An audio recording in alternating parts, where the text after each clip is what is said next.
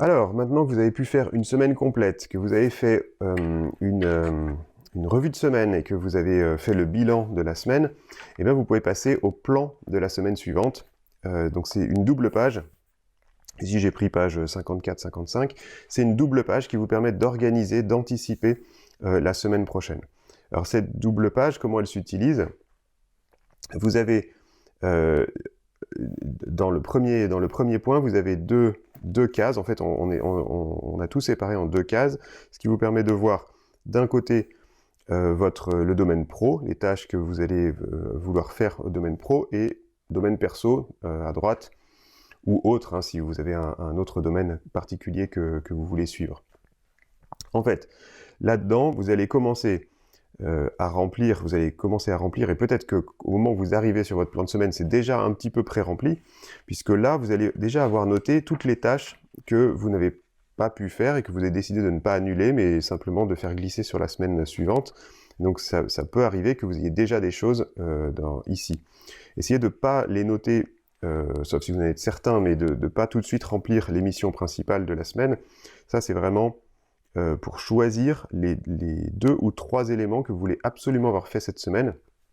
Mais le mieux, c'est de les choisir quand vous avez déjà listé toutes les tâches et quand vous avez vu ici sur la partie de droite les contraintes principales de cette semaine.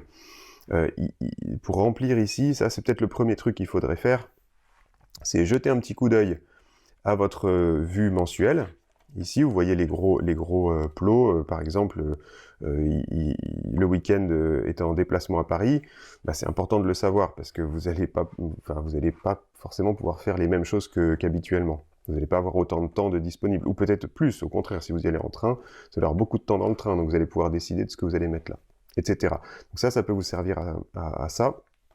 Alors, peut-être vous n'utilisez pas la vue mensuelle ici, vous avez plutôt un agenda numérique, l'agenda du boulot, je sais pas, un agenda de l'église aussi, l'agenda de la famille. Donc utilisez, vous pouvez tout à fait mixer les outils numériques, il n'y a aucun problème et c'est pas la peine d'être anti-numérique, au contraire.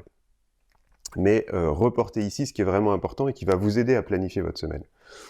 Donc ensuite, avant de commencer ou juste d'être submergé de tâches que vous pensez ne pas pouvoir annuler, notamment celles que vous n'avez pas pu faire la semaine d'avant, pensez surtout à jeter un coup d'œil de nouveau à vos objectifs.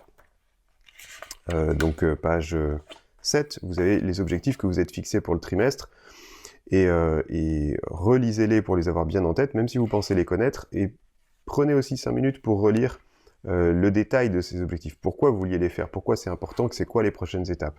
Ça va vous aider à mettre ici, non pas forcément que des choses qui sont liées à ces objectifs, mais à en tenir compte dans la façon dont vous allez dérouler votre semaine.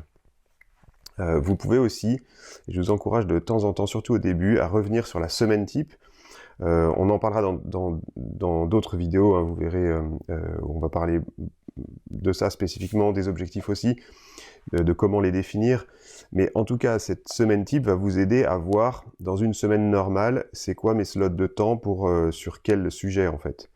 Les sujets perso, je vais pas pouvoir le faire pendant le temps de travail en salarié, donc ça va être soit le matin, je sais que j'ai deux moments ici, je sais que j'ai la pause du midi, et j'ai des soirées aussi, mais elles sont déjà prises par pas mal de choses. Donc avoir une vue de cette semaine va me permettre de mieux définir combien je peux mettre de tâches, l'importance de ces tâches, et où est-ce que je vais les répartir. Vous pouvez d'ailleurs utiliser aussi la vue ici, pour les glisser dedans, en disant, bon bah je sais que le lundi matin, je sais pas moi, le lundi et le jeudi, j'ai du temps, pas les autres parce que j'ai déjà des rendez-vous, et ben vous pouvez l'utiliser là aussi.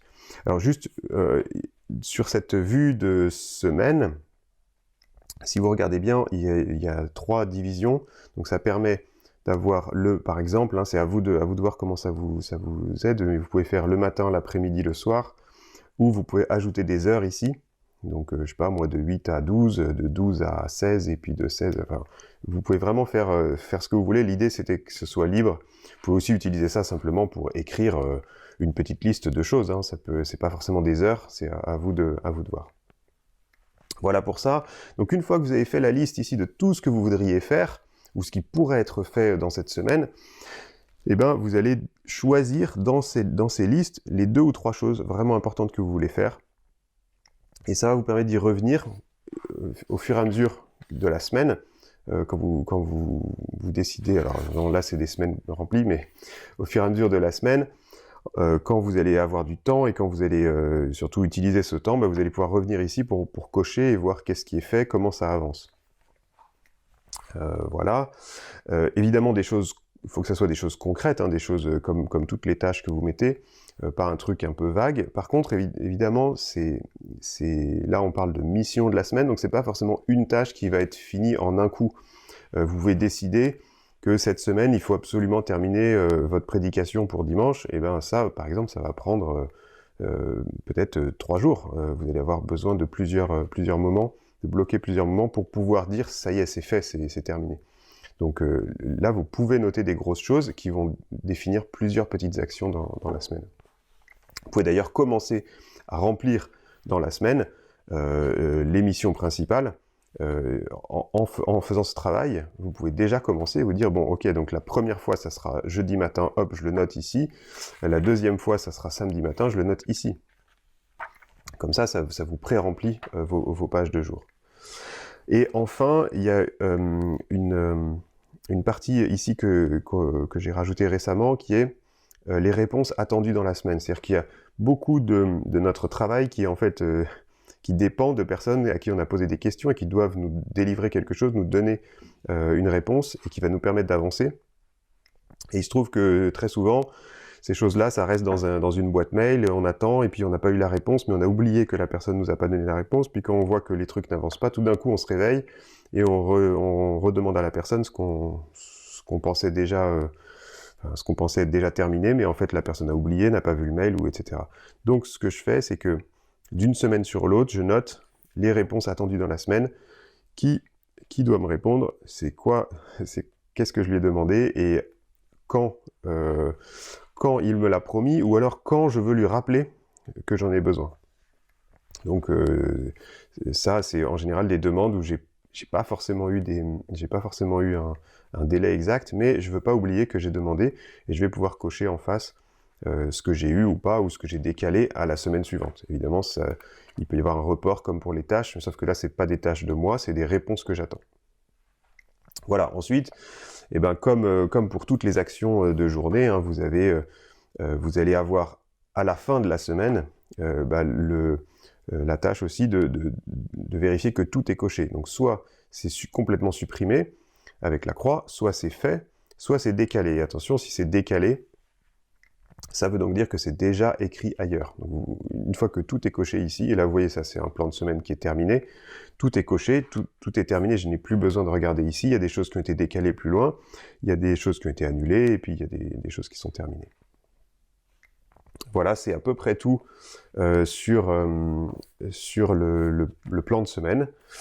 Et je vous retrouve dans une prochaine vidéo. À bientôt.